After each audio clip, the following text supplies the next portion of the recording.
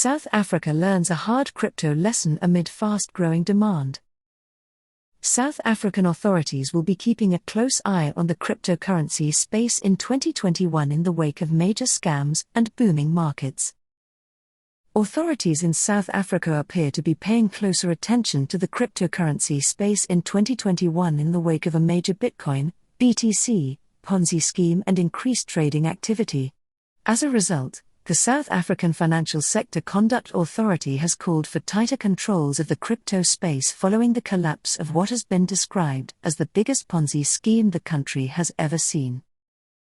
In December 2020, Mirror Trading International went into provisional liquidation after one of its directors allegedly skipped the country, taking with him access to a copious amount of Bitcoin that investors had entrusted to the company over the past few years. In January 2021, MTI claimed to have over 260,000 members around the world and had amassed 23,000 BTC of investors' holdings, which is worth over $1 billion in today's market.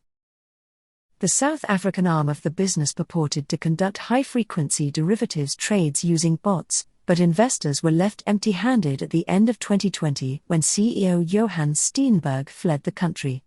The firm's other directors claim that Steenberg was the only one with direct control of MTI's entire Bitcoin holdings and believe the CEO has fled to Brazil. The FSCA warned investors in South Africa against investing in MTI in August last year after ascertaining that the company had been operating without a financial service provider license. The regulator was also concerned that the firm was touting unusually high returns on investments to clients. This had followed a move by regulators in Texas, United States to shut down promoters of MTI in July last year. While the collapse of MTI has led to calls for clear regulatory frameworks for cryptocurrency use in the country, favorable cryptocurrency markets have also helped to drive trading in the country, which, as a result, has attracted greater interest from the South African Tax Authority. Crypto health warning. At the beginning of February 2021, the FSCA sent out a letter to the public indicating that it has received a number of complaints from South African investors that have been left out of pocket in an unnamed crypto-related investment or a scam packaged as a crypto investment promising high returns, which is understood to be MTI.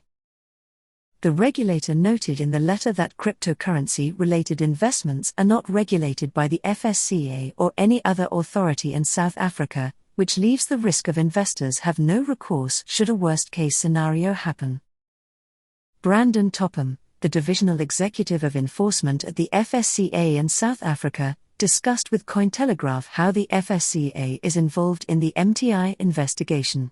The FSCA is now dealing directly with the liquidators of MTI and has also shared the details of all of MTI investors to the South African Revenue Service.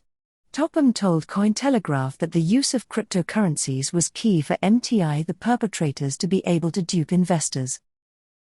The importance of MTI is that they first used the crypto as a basis to argue that the alleged investment business being conducted by them did not fall into our jurisdiction as the payment method was crypto. Later, when they stopped trading Forex due to our investigation, they alleged to be trading crypto, and as crypto had a reputation for large returns, this made it easier for victims to believe the high returns were real.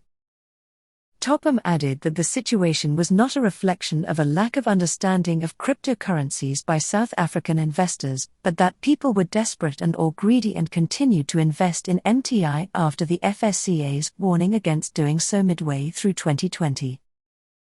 The MTI debacle has cast a spotlight on regulation in the country. Topham told Cointelegraph that at present, there is still no regulation in the space. However, the FSCA began the process of declaring cryptocurrencies as financial products in November 2020, which was open for public comment up until the end of January 2020. According to him, once implemented, this change will require the advisors and intermediary service providers of crypto to register with the FSCA. This will not mean that crypto is regulated or very important that we are endorsing the existence of crypto. It will just be a mechanism to ensure that South Africans who choose to participate in crypto transactions are properly advised, and that they are not dealing with con men.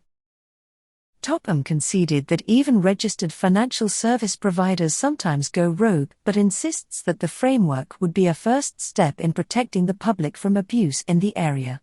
He further added that it's difficult to regulate something which has no address, no business and no management in general. This, according to him, is exactly the reason why the regulators strongly advise investors to stay away from cryptocurrencies. The taxman is calling. While the MTI issue has renewed the perception that cryptocurrencies are often associated with scams or fraud for people unfamiliar with space, the use and trade of cryptocurrencies in South Africa is in a healthy place. The recent boom in value across the cryptocurrency markets brings with it a windfall for many traders and crypto holders. With plenty of profit to be made, there are also tax implications to be considered, and recent local reports indicate that the South African Revenue Service is honing in on the space. Local firm Tax Consulting South Africa noted that a number of its clients had received audit requests from SARS, with a specific query on their use of cryptocurrencies. The company said that users were asked to disclose the purpose for which the taxpayers had bought cryptocurrency, as well as a letter from cryptocurrency exchanges confirming the user's investments and trading history and bank statements. The firm added that taxpayers should expect this query from SARS if they had previously disclosed crypto-related income or investments in their tax returns. Marius Wrights, general manager for a local cryptocurrency exchange Luno, told Cointelegraph that it was not privy to SARS' strategy in relation to cryptocurrency traders but said that any sort of clampdown could include all types of trading profits or losses. Wrights also stated that neither SARS nor SARB has indicated that it will ask exchanges to submit any trading information of customers. As it stands, it's up to South African taxpayers to provide tax information to SARS. While cryptocurrency users in South Africa can rest easy knowing that exchanges are not being pressured into giving up information on traders, Wrights did indicate that Luno will share customer data with law enforcement or other authorities to comply with valid requests from the relevant authority. Topham said that they actively work and support SARS' efforts to enforce tax laws in the country and that cryptocurrency users should be well aware of the tax implications of trading, holding or transacting digital assets. Crypto is nothing new when it comes to the principles of taxation.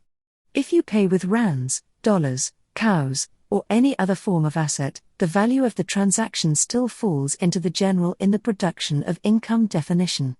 We work closely with all fellow regulators and institutions. Another being the South African Reserve Bank, as crypto is often used to move wealth offshore. South Africa's crypto thermometer. Looking through the lens of the exchange, Wrights believes that the South African crypto landscape is fertile, having marked an influx of users on its platform over the past year and has seen over 6 million users sign up to its exchange services in different jurisdictions around the world. Luno has also played a role in shaping regulatory considerations in South Africa, having worked with the Intergovernmental FinTech Working Group, which is shaping regulation for space. Wrights believes that regulation will provide clarity and protection to businesses and consumers, while the MTI affair, unfortunately, involves cryptocurrency. The investment use case of cryptocurrencies still remains fundamentally strong, despite the MTI situation. People who invest directly via credible platforms can attest to their safety. It is when unscrupulous middlemen get involved that there are questions about cryptocurrencies.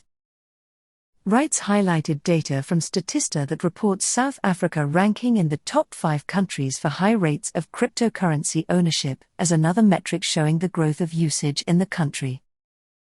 Meanwhile, Topham told Cointelegraph that the FSCA still believes that cryptocurrencies are not a credible long-term store of wealth and described investing in the space as high risk, as their value is driven by sentiment alone and is fueled by anti-government thinking.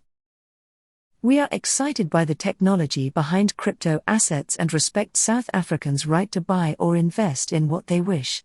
We do not feel it is a credible long-term store of wealth, and it is an extremely high risk, and the public must be aware and keep their heads when making decisions which could end up having them hold a long number which has no value.